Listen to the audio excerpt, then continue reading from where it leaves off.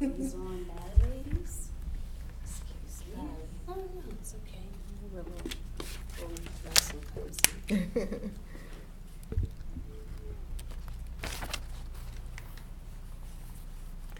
Well, good morning, everyone. This is Kathleen Taylor with the Nevada Women's Business Center, and I am so pleased to invite you to a panel discussion that's being live streamed on our YouTube channel at Nevada Women's Business Center. And today we're going to have a fantastic discussion about the cosmetology industry. And I'm so pleased to have two fantastic women who are connected, and I'm really pleased to have them share their story with you and also their expertise in the cosmetology industry. So first of all, I'd like to first welcome Ms. Denise Dixon, and she's the owner of the Cosmetology Institute of Las Vegas, and also my very own loctician, the phenomenal Ms. Bobby Mullins of the Raw Remedies hair salon, and their cadre of services is bar none. So to kind of give you some information about our panelists today, I'd like to share with you some of their background. And we'll start with Bobby. Bobby is the founder, owner, and creative genius behind Raw Remedies, an eclectic clothing boutique and natural hair and therapeutic beauty salon. It's here where she took her vision of being a business owner, her dual college degrees in pre-med biology and chemistry, and her passion for offering women of color a natural and healthy alternative to chemically stressed hair. The raving testimonies of their clients indicate Bobby and her associates are among the best in town for skillfully cultivating coarse and kinky hair into its beautiful natural progression of locking. Raw Remedies has experienced a steady increase in sales, customer base, and exposure since day one. It is without question a small business with a big presence and an even greater future. Ladies and gentlemen, Ms. Bobby Mullins. Yay! And also it's my pleasure to introduce to you Ms. Denise Dixon. Denise is the owner of the Center for Life Enhancement and the Cosmetology Institute of Las Vegas.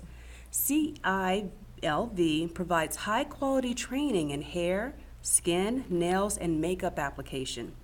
CILV became a part of Denise's vision to add to the empowerment of her community by preparing individuals to start a new career path by not only giving them the textbook and practical training to become licensed professionals, but to also give them life skills and success coaching to develop healthy work habits or ethics, manage finances, and become marketable within the beauty industry.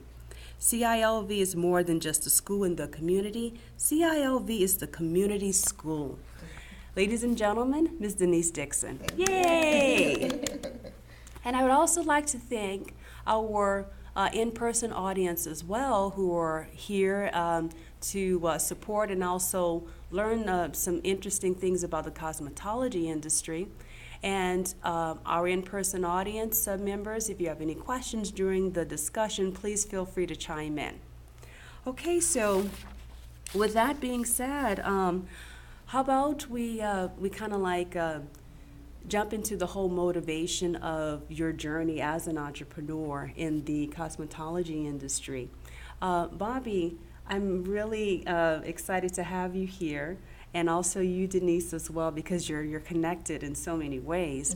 So, how about we start with the whole dynamic of teacher pupil, and then we'll go into the whole dynamic of here you are, owner. Okay? So, Denise, could you share with the audience what was your motivation and your vision in becoming an entrepreneur? Okay. For me, it's just something so special about our industry, the beauty industry, because we are primarily responsible for really changing people's lives, the way they look on the outside as well as the inside. And so when I was younger, I had the opportunity to speak with Colonel Colin Powell. And at that time, I was still trying to figure out exactly what I wanted to do within the industry. I do hair, but I didn't really see myself kind of in a salon setting 40 plus hours a week, working client after client. For me, it was a burning desire to do more in the industry. And so after talking with him, one thing he said that kind of stuck with me was anything that you aspire to do in life, you should do it at the highest level. Very good. And so for me, that kind of resonated. And so when I decided to really dive into the industry, I just decided to take it a step further. No, I didn't know much about how to run a school, but I knew that there was something in me that wanted to motivate and inspire others to start out on their entrepreneur journey. So that's where the whole idea came into place for me to start a school rather than, traditionally work in a salon or own a salon. I find that very, very interesting because when you talk about the cosmetology industry, I'm just going to make a generalization, and I apologize if I'm off, scale, but it seems that the majority of people go into it to enhance their skill in a particular sector, but very few are really comfortable in taking that leap to transition into the business owner behind that salon or behind that spa or nail shop. Right. It's not everyone is wired that way. So and this is a good segue into Bobby, where you attended the Cosmetology Institute of Las Vegas, and you have gone through this journey. And could you share with the audience your motivation of entering the cosmetology industry and then your transition into being a business owner within the sector? Sure. Thanks for having me today. Sure. Well, just to start off, what people don't know is that I actually had the business before I went to cosmetology school. Very good. I was actually forced into going into cosmetology school, and I wouldn't have ever gone to cosmetology school had I known that Denise opened a cosmetology school. Wow. I've had a relationship with her for many years. Excellent. When I first moved to Las Vegas, actually her sister is one of my best friends, and so I've had a tight-knit relationship with their family, not knowing that Denise was ever interested in health and beauty and in cosmetology. At one point, even before I started Raw Remedies, we had a conversation, and she had mentioned to me that she wanted to open up a cosmetology school. This is before she had ever opened it, and I assured her that if she opened up the school, that I definitely would be coming there. Wow. And I wanted to, not only did I wanted to come there to support Black business, but I think at the point when you talk about entrepreneurship and success, without that piece of paper, you won't be considered professional. I understand. You will be discredited in many ways, despite the education that you know, or despite how many people that you service, or how much education you have. If you don't have that piece of paper, then I potentially wouldn't be sitting here with you today. I understand. As a cosmetologist. Sure. So I would have to say that I was given a great opportunity by Ms. Denise to be able to further my education and the knowledge that I didn't have about cosmetology. I was more so interested in natural hair care. Sure. And aligning entrepreneurs from the industry standpoint, as far as servicing each other and bringing that culture back to our community, Sure. which of course starts with our raw self and our natural hair. Absolutely. That's quite a connection between the two of you over the years. And with that, how is it that, and I'm interested in hearing both of your perspectives about this, when you have a group of people that have the experience and they have the client base, but they don't have the certifications in particular classes, how from an academic perspective, how do you get that person to buy into making an investment and enrolling into an institution such as your own to get that certification, to become that professional and have that leverage, to take them to the next level? And also, how do you, I'm just going to assume that of other other people in the hair industry that does hair at their house or on the side, but they haven't gone through the whole, structure of being certified and all this other stuff. What advice would you give to them to make that transition? So we'll start with you, Denise. It's pretty simple for me. If you're operating without a license, all you're doing is limiting yourself. Oh, very good point. So I know for a fact that once you receive that license and that certification, the sky is the limit on how far you can go in the industry. When you're doing hair in your home or your kitchen or whatever you want to call it, that's only going to take you so far. So really the buy-in is the person deciding what they want for themselves, because some people are very comfortable with making a limited income just to get by. But if we know that there are people who want to take it a step further, they are the ones who kind of make the decision to invest in themselves and get the actual certification so that they can go as far as the industry can take you. Absolutely, very good point. I'll have to agree with Denise on that one, which this doesn't normally happen. We don't agree a lot in the cosmetology room. But I have to acknowledge when I agree, because I would say that currently I'm back enrolled into the cosmetology school as a student instructor. So this is something that I don't necessarily as an entrepreneur expose a lot of what you're doing, because like she said, the possibilities it being so broad, you don't really know yet until you're actually experiencing. So now that I have the opportunity to be a student instructor at the Cosmetology Institute, it's allowed me to redirect my path as far as the education piece on cosmetology. I found out what research through going through the actual program, where I could actually change it, where I can implement new, guidelines or new creative ways of thinking. Cosmetology in itself, the definition as it stands means to alter, to add on, to change, whether it's a chemical or a physical change. There's some change, which then is opposition to your natural hair care in its raw form. However, at the point where there's already been a physical or chemical change, what happens there? Where's the hair care after that point? I understand. Where is the transition after that point? So being a student instructor, it's allowed me to understand the knowledge and how to redirect that to clients per se, or other people that are interested in the cosmetology field, on how to communicate better with their clients and have a better understanding how to articulate cosmetology and its industry.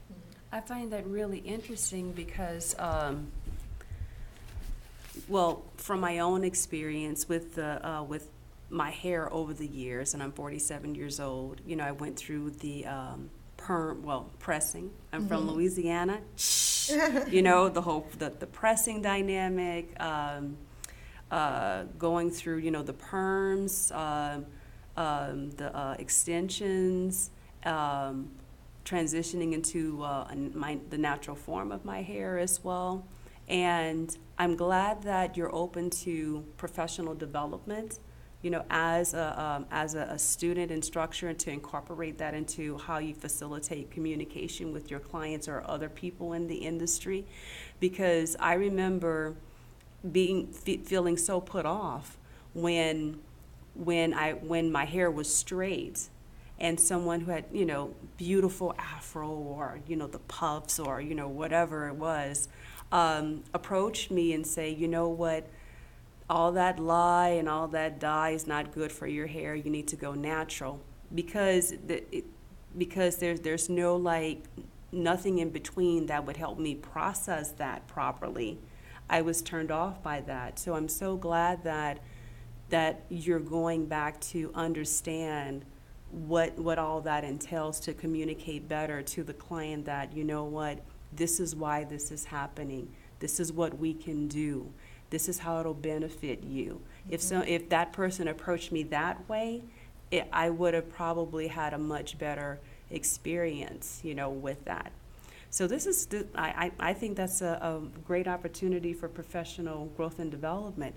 Now, from your perspective, How have you grown in reference to your own development as a business owner? Well, first and foremost, I can say that I had to do a lot of training in leadership Very good. because a lot of the times when you're an entrepreneur, you're investing not only your money, but it's your blood, sweat, and tears. So when you have to deal with people, a lot of the times you respond with passion versus leadership.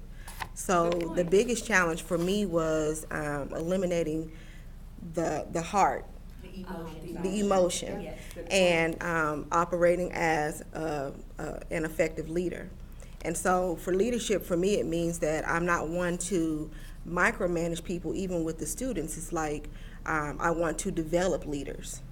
So I did a lot of, and I'm still doing a lot of leadership training and development for myself so that I can continue to inspire and motivate not only my staff, but, the students as well. So.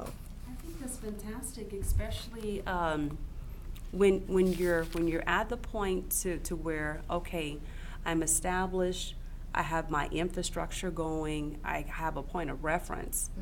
To still being open to the learning, the whole process of taking it to your own self-development to the next level, which is why I'm so excited to hear about your opportunity for professional development as a student instructor, at, this is awesome. Yeah, at the, Cosmetology Institute of Las Vegas. And with that, our audience members, do you have any comments or questions at this point? I have a question, Yes. and this is for both of you. Okay. With the industry and business in general changing as people's needs change, what do you find in both of your businesses that is different or unique niche that puts you above and beyond your competition? Oh, yeah. So to kind of like sum that up so that our listeners pick up what you said on the microphone, I'll try to paraphrase that. So from both of your industries, what is your competitive advantage? Competitive advantage. And in the marketplace, and I'm really interested to hear that because from your target market, you have students who want to specialize in and who have the option of specializing in various options, but you have your own niche market in natural hair care. So from those two perspectives, what's your competitive advantage in reference to other cosmetology schools or other hair salons that specialize in natural hair care? Is that correct? Perfect. Thank you. For me, it's keeping up with the change. So we recognize that this is probably one of the most diverse industries and it's all constantly changing. So we just have to make sure that we're keeping up with that. A lot of the schools kind of focus on just state board certification, making sure that you can pass state board. But we know that it goes so much further than just receiving that piece of paper. We want our students to be successful. So if we know that the latest trends right now is not just natural hair, but maybe lace front units, we're training ourselves to master that craft so that we can in turn teach that to our students as well, which is not required by the state, but we know that that's something that is very trendy in the industry that can make them a lot of money. So we're learning it so that we can teach it and they can take that with them. So it's just so many different things that we do outside of that textbook. We have what we call Fun Fridays. So we shut down our clinic floor on Fridays and we allow our students to kind of chime in on what they want to learn for that day. Today they're over at a funeral home, one of our community funeral homes, and they're learning about doing makeup on the deceased.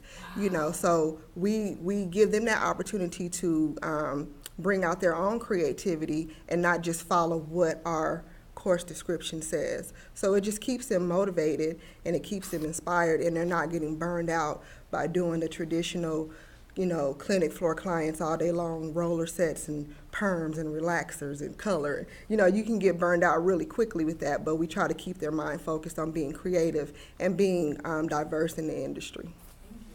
Very good. Bobby? That was such a great answer. So I'll say great answer because there's some truth to what she said. Being that she's allowed me to be a part of her program when it originally started. I'm actually a part of the first graduate class. Oh, wow. And I had the opportunity to be the president of the school. Oh, excellent. What that means is when she talks about leadership. So as a leader, you allow leadership to happen by definition, the work.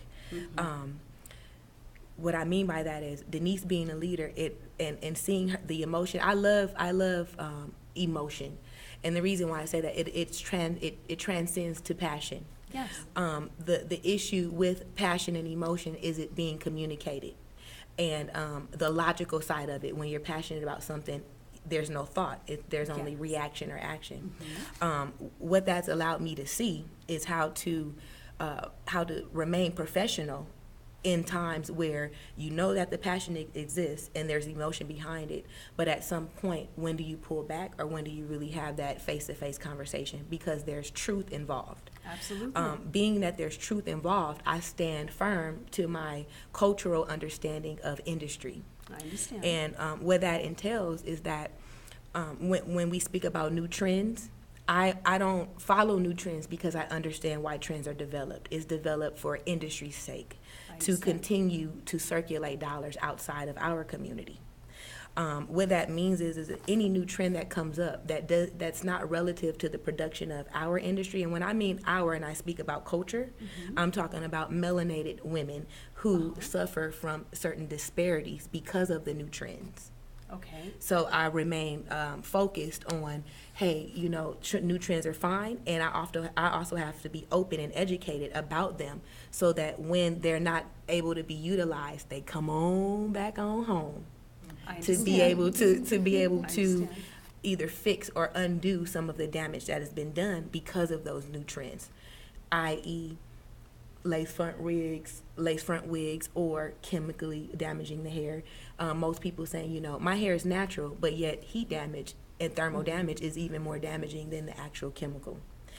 Just even representing education in the sense of, like when you said earlier, well, I used to perm my hair. Well, I've had the opportunity to learn that it's not an actual perm. So just the length that's used. Yeah, I wouldn't have ever known that had I gone to cosmetology to school to basically say that we're relaxing our hair. Oh, right. When you perm your hair, you're reforming the curl. Right. When you relax your hair, you're actually breaking a bond. Oh, got and it. so when you break a bond, which most stylists or cosmetologists are not familiar with, even what chemical to put on what types of hair. You understand? It's like that's where the damage is coming from. So I don't think that cosmetology as a whole is damaging, but I'm there as a gatekeeper for my community and its health disparities that's happening after all of the trends have came and left. Sure. We'll always still have our natural hair. I understand, and you bring up an interesting point. Oh, thank you. You bring up an interesting point, and it seems that your business model has the component of socially conscious entrepreneurship. Would you agree? Yes. Okay. So, and your business model, in another way, has the component of socially conscious entrepreneurship, meaning that you integrate the opportunity for students to enhance their skill set by providing them with leadership opportunities, with life skill opportunities, in order to give them leverage when they go into the community, to have a skill set to give back to the community and also enhance their own professional development. So I find it really interesting how both of you have different perspectives about the industry, mainly because of the trends that are involved. but at the same time, both of you are making a positive contribution to the community from a socially conscious perspective. Now, talking a little about getting the word out and your marketing techniques or your branding techniques for your businesses, if someone wants to go into the industry, then what is some advice that you would give them in reference to building their target market, their customer base? How do you engage with them? And I'm so pleased to have your brand manager here. And if you'd like to chime in as to how you get the word out about the Cosmetology Institute of Las Vegas, I'd be delighted. And I'm also curious to hear both of your perspectives, since you are kind of on different ends of the spectrum within the same umbrella. Yes. So basically, you want to know how we market ourselves or get people, or what we could say to them. First and foremost, I would say that when you want to, a lot of the times when people decide that they want to go to cosmetology school, the perception is that it's just a lot of fun. Really? That we're going to create, we're going to do hair, we're going to do makeup, I so understand. they look at it at that, on that end. Okay. Once they enroll, they see that it's all of that, but there's still a lot more work involved.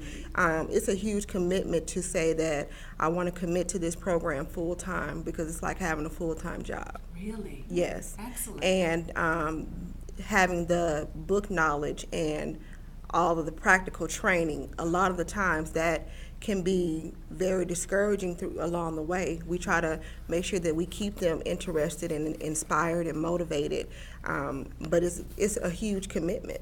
Even after you finish schooling and get your license, it's still another huge commitment, because now you're responsible for marketing yourself. Right. So we give you what you need, but you have to have it. That's why we focus so hard on making sure that we incorporate the leadership and life skills and business development training, because if, we have a saying at the school, hard work beats talent when talent doesn't work hard.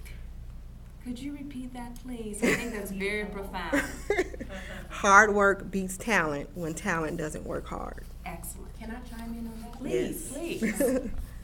I'm glad she said that, because that goes along with the question we didn't answer as far as competition. Oh, very So good. you eliminate competition when you're a hard worker. There's Excellent many point. people that are talented. Yes. However, if they're not willing to put in the work, then they've taken themselves out of the competition. I've Excellent. never gotten to this industry to compete against anyone, because there's not enough entrepreneurs, business owners to compete with. A lot of time in our industry and in the beauty industry, because of trends, there's a lot of opinionated and gossip in the sense of who's doing what. I understand. And my motto is to eliminate that gossip by just merely doing the work. If your head, and so what Denise said is that when she got into the field, that she didn't necessarily want to stand behind that chair and service people. I never knew that I was going to do hair. I always wanted to become a sex therapist, and I think that this industry has allowed me to interconnect this what I actually want to do in life. Sure. To my clients. So when you think of sex therapy, rather than the intimacy behind that field, you're talking about gender-based roles, how women communicate with women Sure, again, how sure. men and women communicate, because what locks and natural hair has done is brought male and female back into the I salons. agree. I agree. At one point in the 80s, there's only a couple of hairstyles that both men and women were able to attain, and it was Fascinating. it was a unisex hairstyle. The Jerry curl is one that I'm that's really right. speaking of. That's and right. and with the curl, you had conversations where men and women were not afraid to get their services in front of each other, and it brought that life back into the community. Well, sometimes trends takes the culturalness out of your industry, meaning that at one point women didn't want men to see them getting their hair done. Isn't They that wanted interesting? to be hidden. When you beautify yourself, you don't want that type of you want that after effect. You don't want to I see. understand. And what that does is it takes the natural accepting of who you are outside of the salon. So now what happens is there's an addiction piece behind that, and an addiction is I can't go out the house without looking like this because this is how they saw me. Right. I don't Right. feel comfortable with wearing this because they're used to seeing me like this. Sure. And so what locks and natural hair has done, it's brought that conversation piece and that therapy component that we lost. And so being that Denise, see, there's a loyalty piece there and a loyalty component that we're missing in this industry, and that's where competition comes in. There would never be any competition with myself and Denise, no matter how in opposition we are with our education, our understanding. The reason why is because it's our due diligence as women similar in the same age to show people in the community that despite our differences, we cultivate together. Without us, there is no community. Without the community, there is no us. Sure. And so we are a package of a total body. Sometimes when you look at the body, you only look at the head. Sure. You don't look at that big toe that you need to walk. As soon as that big toe get cut off, now you're worried about how can I move. Right? So we Right. move with each other.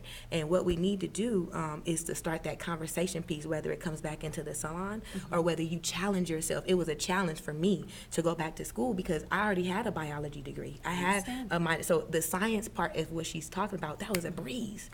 You see what I'm saying? That it allows us, being that we were students at the time, to help other students that educationally may not have been equipped with science, to help pull them up and help them get it. Very and so good. without us being there, many of our students may not have graduated or seen that drive or that leadership component that, hey, this is what this looks like.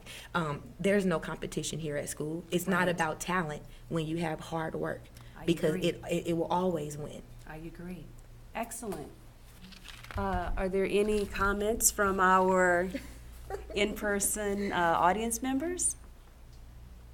Okay.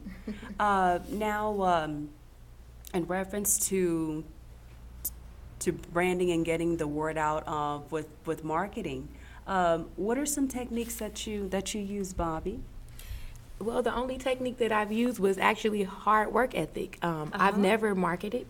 Excellent. And the reason why is because our community markets for us. Yes. When there's something that is good or great in your community, people are going to know about it. Yes. Because what we do here is we take the raw self of people and we put our art onto it. Yes. And so when you feel good, people acknowledge that and they want to know, how did you get that? Where, and so word of mouth has always been substantial in our community because we just don't have the resources outside of social media at this point to be able to communicate the cycling of our dollar or the production of different services and products that we have. So it's been all word of mouth. I think that's phenomenal. I think the biggest compliment to any business is a satisfied client telling someone else or recommending that business to someone else. I think that is the most fantastic testimonial or marketing technique within itself. Now, from a business infrastructure perspective, when you first had your vision, and I'm sure that this was, a journey in the making, and opening up your own cosmetology school, and also with you, Bobby, and opening and being an entrepreneur before you opened up this particular business.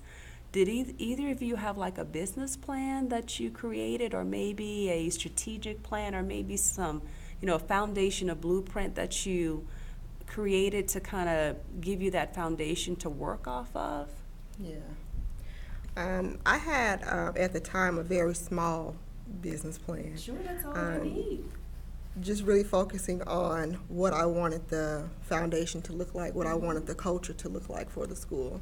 But now I'm looking at, I've redeveloped my business plan after 2 years, and it has really it's a lot bigger now. Yes, yes. But the main thing for me was making sure that we brought professionalism back into the industry, because somewhere along the way it kind of got lost. It's not something that's very common for you to go into a salon and have a very professional experience. I understand. One thing I really commend Bobby on is when you go into her salon, as eccentric as it is, you always get the same treatment, professionalism, no matter who you are. I take my girls there because I'm not, conforming to the locks yet. But I take my daughters there for their hair services, and it's never a situation where I have to worry about if they're going to be treated with kindness. A lot of the times we see. What my experience was, the times that I did go into the salon, is that I often felt like the stylist felt as if she was doing me a favor versus me. You know what I'm saying? Yes, I do. Yes, I do. So it was just like, well, I don't have to be on time. Exactly. You're gonna wait because you want my service. Right. You want me to do your hair, Exactly. or I can take 5 breaks while I'm doing your Exactly. hair, and I can talk on the phone, and I can chew gum, and I can curse, and I don't have to offer you any water, or things like that. And so that was the culture that I wanted to set. Our salon life setting is very professional. We make sure that we offer our clients beverages when they come in. They're going to feel like they're in a professional salon, even though it's a school. Yes. Because that's what we want to teach our students. That's how they need to make sure that they greet their customers. They need to make sure that they walk their customers out. They need to make sure that they're trying not to overbook so much, because time is, a lot of professional women is just, I'm so glad I can do my own hair, because I would not have the opportunity to go into a salon with my schedule and sit for 3-4 hours, Sure. pretty much sitting, not really getting serviced, Yes. So I've been there. we're teaching all that to really just kind of bring the professionalism back into the school. So that was how my business plan kind of started, Excellent. and I'm really, expanding that now, just as I've learned so much more and want to do so much more. We have a student overseas now that graduated from with Bobby's class, and she's over in Paris right now. Actually, she just left Africa, and now she's back in Paris. And she has had the opportunity to go out there because of the fact that she was very professional. She came in with very little knowledge of how to do hair, skin, nails, and makeup, and she graduated being like one of our top students who can do anything within the industry. Wow. And Putting so, in the work. yeah, putting in the work, because she mastered the craft in school. Right. And so it's just been a blessing to see all of that. And even with me and Bobby, we share a lot about all the things that we want to do to just kind of expand what we're doing. We can be international educators, not Yes. just educators here in the U.S., because if you go over to Paris and you see that huge population of Africans over there, Yes. they don't know about hair care. Right. And Right. they're kind of gravitating toward wigs because they don't really understand how to take care of their natural hair. Sure. And then even with wearing the wigs, it's still causing a lot of ongoing damage. Sure. So we can take all of this that we're trying to develop here over to Paris and be able to expand on all of that. So when you talk about how far you can go in this industry, it really is endless opportunity. It really is, definitely. And I'm really excited about the opportunity that you're creating within the industry. And you recognize that the need from an international market perspective that you can capitalize on. And I'm just really looking forward to seeing the growth and the expansion, for both of you, over time and within the community and within your business. So Bobby, did you have like a business plan or some type of strategic plan, before you embarked upon this? Actually, with your previous business and this business, did you have any of those tools to help you? Well, speaking about the last word you left off was capital. Yes. So that goes into saying that the knowledge that I received as an entrepreneur was not much knowledge, because there are not a lot of African American or melanated entrepreneurs. So because I wasn't seeking capital, I didn't necessarily have a business plan. So I was Understand. always taught that if you're seeking capital, then you need to have a business plan. I've been my own investor for the business. So I knew that everything was in my head, and I didn't necessarily, being a creator and being a person who's an artist, you don't necessarily have those business tools or those business references that you can be able to put down on paper. I understand. What I did, I started to do what you would call 5-year, 10-year goals. Sure. And what I would do, my short-term goals would be 2 years. And I would always go back and reevaluate where I stand. What's interesting is embarking on, I've been in business for 7 years, and I last year went back to see this strategic plan, and I'm almost right on point. Fantastic. Besides the marketing development, because at one point I wanted to expand the business, not knowing how. So now within the last 2 years, this is interesting, at Cosmetology Institute, we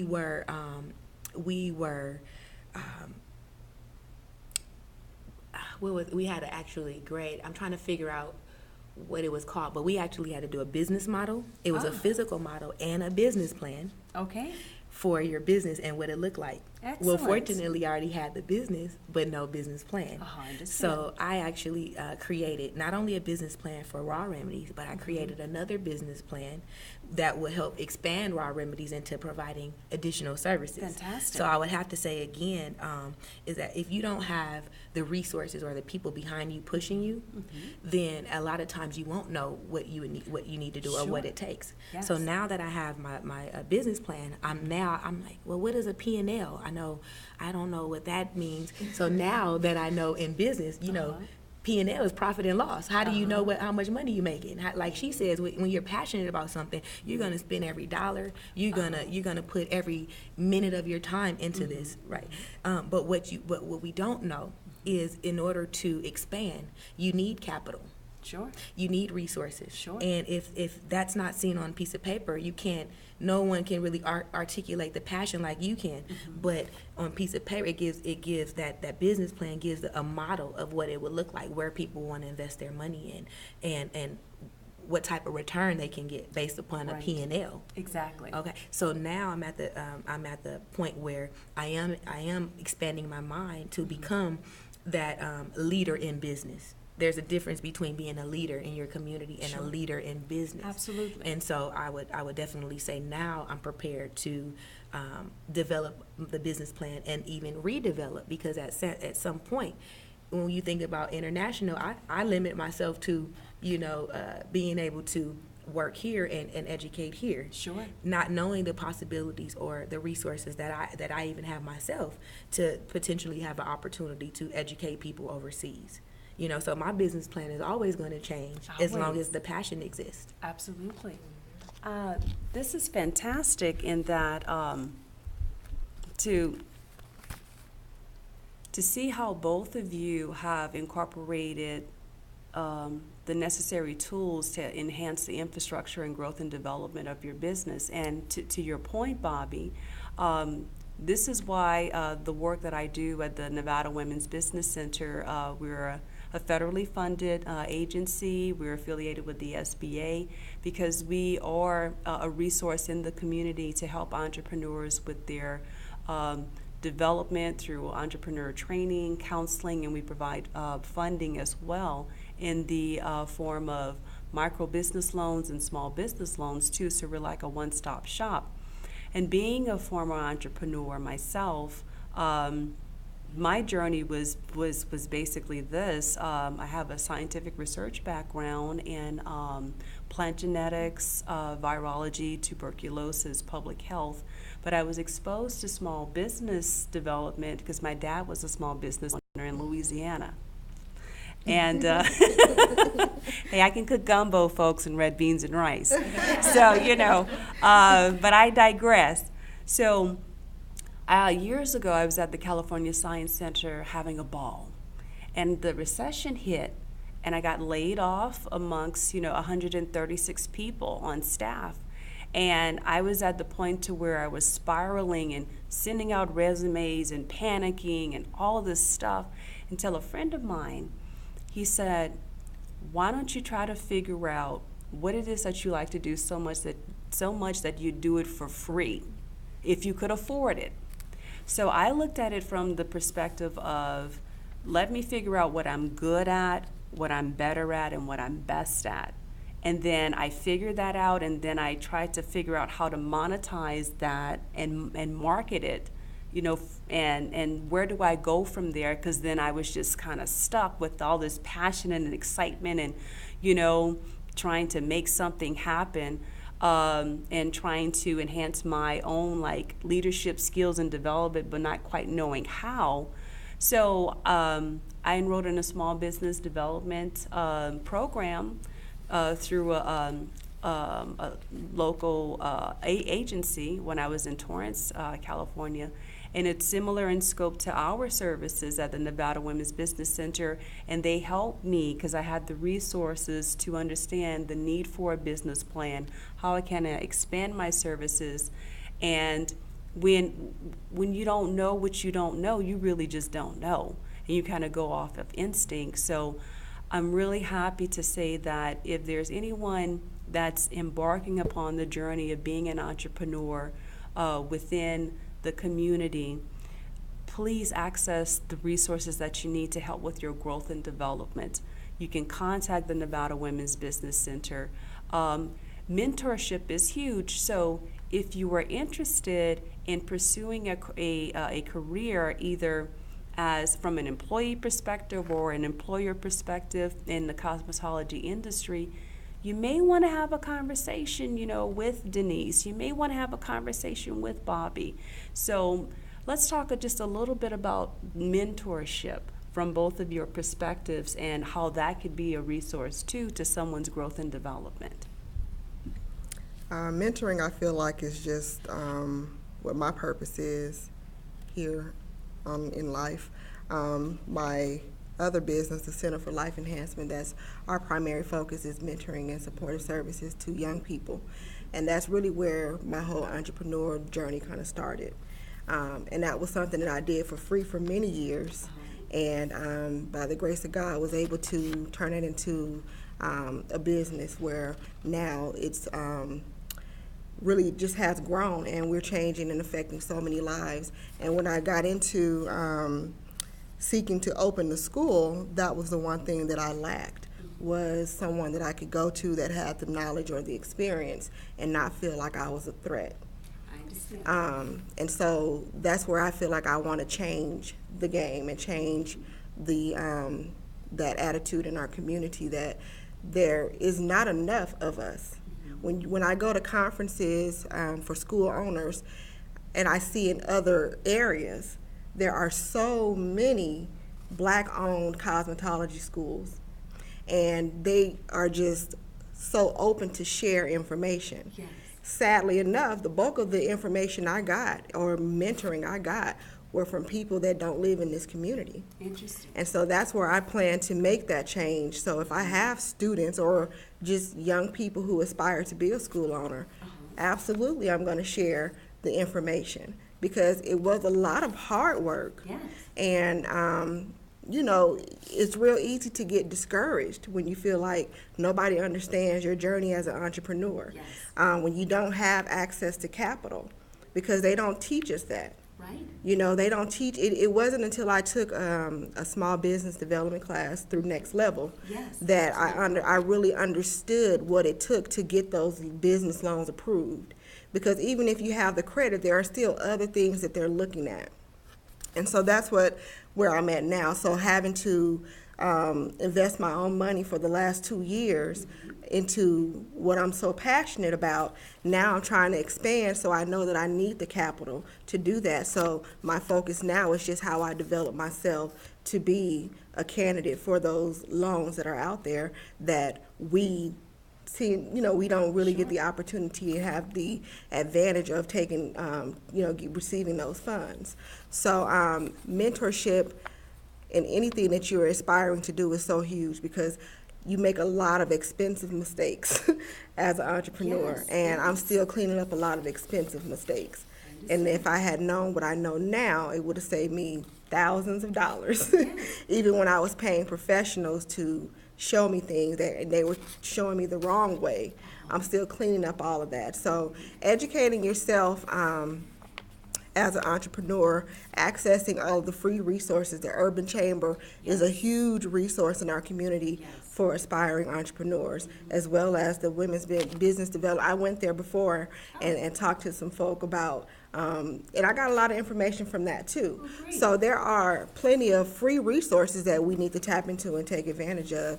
But the one thing that we have to understand is that nobody is going to invest in you more than you invest in yourself. Could you repeat that one more time, please?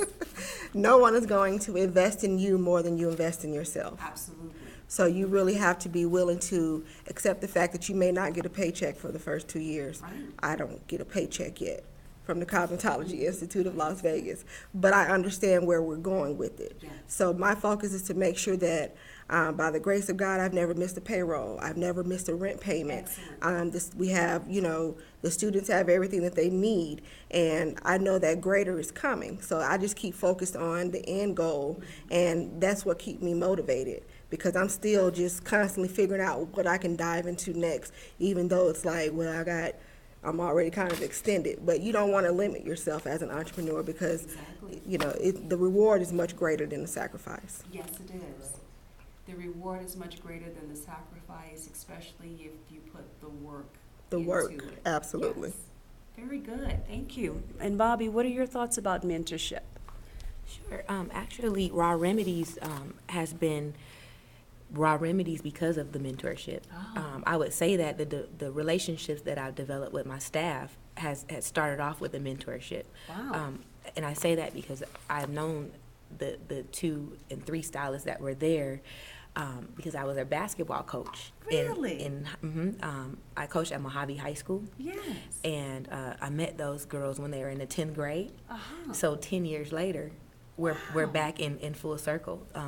When you speak about mentorship, when Denise gave me the opportunity to educate myself and acquire the cosmetology license, I also brought along with me 5 other people. Wow. And those 5 other people also have their cosmetology license today. Excellent. So when you look at a mentorship, sometimes it's a cultivation, because at some point they're going to become my mentors as the landscape of trends that are changing.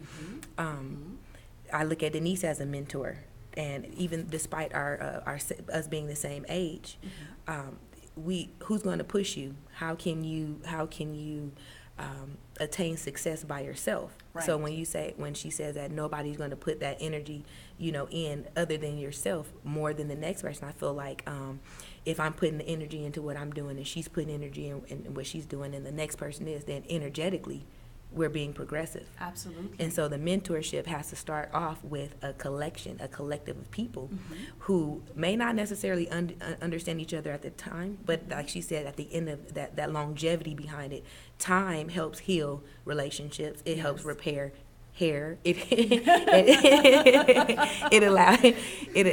allows that education component to come in so that you can figure out what you're actually passionate about. Yes. A lot of times we get mentors thinking that we want to go into that field, not knowing, again, the therapy component, by just having that simple conversation. If I'm down or, something's going on, I can call Denise as my director, as an ally, as another person who would understand as a business person of some of the things that I might be going through. I may not be able to call one of my friends or, Right. someone that doesn't necessarily understand that business component of how to handle certain things. Absolutely. So we have to have a mentorship with all of us. The younger women that are in the shop, to me, I look at that as a legacy. And so when you reach back and you reach out your hand to help people with the information that they don't know, Right. you're creating a legacy, because whether they acknowledge it or not, the truth is that you assisted. Yes, you do. Assisted what you're supposed to do. So she said that she's here to mentor. That's all of us. All of it. When you figure out where your passion is, Yes. you're only mentoring in that passion, because you can't help but to educate people, whether they ask or not. Sure. The passion exists in me. If I see someone and their hair is damaged, I'm going to go over there and speak to them and say, "Hey, is there, so what are your plans with your hair?" And, a lot of people, they don't necessarily acknowledge, things that could potentially drive their spirit.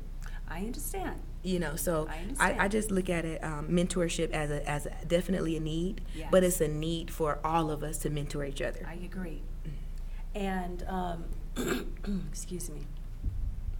And that comes with having a very selflessness about yourself and not holding all the good stuff close to your heart and being open to sharing, versus looking at, someone as a potential competitor and I'm not gonna, I'll give this little bit, but not this much. If you're going to freely mentor, then do it from a legacy perspective, whether or not the person gets it or not, be of service to help yourself in your professional development and being that mentor and that person too. You may never know how you influence people. It's really incredible when you're just kind of like going about your day to day and you may say something to someone or make a comment to someone and it changed their whole dynamic or the mentality or direction or energetic, vibration, and they go this way instead of that way. So just being open and being of service as a mentor, I think is key. And with this, I could talk with you ladies all day, but I understand that both of you have very busy and demanding schedules. I'll ask just one more time if our in-person audience has any questions or comments. Okay. I have a comment. Please. I have to say how proud I am to listen and to see you ladies speak to each other and lift each other up. I am an executive coach, and Bobby knows that. And she's so right about the fact that if it's your passion, you automatically just do it. And I've had the opportunity to sit in Bobby's chair and listen to her and how she interacts with her reports. I call it reports. I'm talking corporate talk right now, but and I couldn't help but chime in to let her know and to lift her up and to tell her what a great job she's doing. And so every time that I get a chance, if I'm sitting in her chair, I talk to her about how business is going, and I understand what it takes for you to do what you do. I understand what it takes for you to understand that your passion has to be your own first. So I am so proud of you beautiful women today, you too, for sitting here and teaching whoever is that's listening. And if you can hear me, these women are sitting here lifting each other up. At the same time, they're working every day and competing with whatever it is that comes their way with a smile. And I can't say how proud I am. I can't say enough how proud I am of you. You are beautiful, and don't ever stop doing what you're doing. Don't ever stop loving, because nothing matters more than that. Yes. So thank you for having me here. Well, thank you. I want to chime in Please. because she's actually not only a upstanding community citizen Yes. and one of my clients, and so the support again that we have as women, Yes. I recently did her hair and I just let her know, hey, I'm going to be speaking. She's like, I'm there. I need to be Wonderful. there. And so those are the things that we need to keep going to uplift is Yes.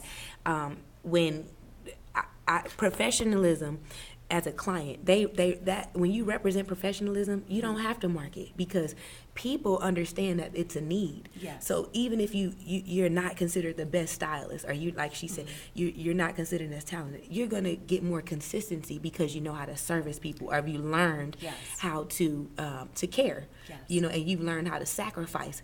A lot of times, and I want to chime in on this before we end, Please. is that what the community doesn't understand about stylists yet, is that it's a very demanding job being able to promote happiness in every client that you service. Oh, yes. Unfortunately, when Denise spoke about overbooking, or even when you feel like as a stylist that you're correcting certain things that you're having issues with, one thing that we forget to correct is giving of ourselves too much, to the point where you might have a client that say, I'm just 15 minutes late. So if you have 2 clients and you start off your day at 15 minutes late, that puts you back 30 minutes late. That means that somebody's going to be unhappy. Now that person that was there 15 minutes late, they're happy because they get to get in and out. But what about that person that comes in right at 2 o'clock and you're not able to see them to 2:45 because you told the people that were late? Now that might be your regular client. So if you tell them that, I'm on my way, I'm getting off the freeway, you say, you know what, I'm sorry you're 15 minutes too late, that's going to put me back. So then now what do you think the offset is? Well, what do you want me to do? Turn back around? Oh, well, I can't do, I need my hair done. But see, there is a component that we're missing in the community as far as respecting Black business. Yes. And what I often say is that, when you're late to your doctor's appointment, they have no problem with making you wait. You sit there and you don't say anything, whether it's an hour and 4. That's why they have different rooms to move you in to assure that something is happening, but you don't get to see that doctor until an hour later. So just the respect that I would like to demand, and I demand that respect by how I give it to people, and that conversation piece. And I'll tell them, I really appreciate you supporting my business over the years. If you could help me, because we plan to grow and we are growing, as you can see, when you come in 30 minutes late, there's 8 clients sitting here. Yes. And what I'll start to do is to have a communication and engagement within my clients. So if, people like to be themselves. Now, they won't come in and say, I'm late. They'll come in and be very quiet. Yes. They may not even let you know that they're there, knowing that you're servicing people. People that respect you, they're going to come in, they're going to say, hey, I'm here, I'll be right in the front. And I even have clients that will actually even try to assist if we get too behind. Hey, I could. Do you need me to take some clips out? Do you know? Oh, yes. And it's a family now, because I learned in cosmetology, there's a sanitation component to that, and Yes. that those are things that us as cosmetology need to stand by, and then we need to be able to communicate that respect, that sanitation piece, Yes. and just being timely and consistency with running a Black business, I because understand. we don't have very much structure or respect when it comes down to Black business. I understand. I'm glad that you brought up those points, and thank you so much for the comment. You made my weekend. So hey, it's Saturday night and I'm having a good time, based upon that comment. So thank you so much. I really appreciate that.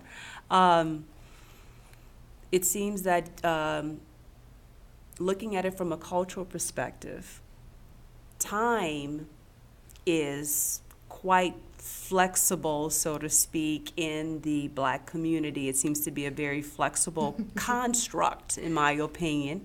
So if you have an appointment at 2 o'clock and you arrive at 2:15, it's kind of like culturally acceptable that it's okay. But like you said, someone is going to be bumped 30 minutes, later to get, appropriate service. If class starts at 11 o'clock and the instructor is on at 11 and that person just happens to lock the door, or, you can't come in, then you can't get upset if you try to get into the door for the lecture at 11:10.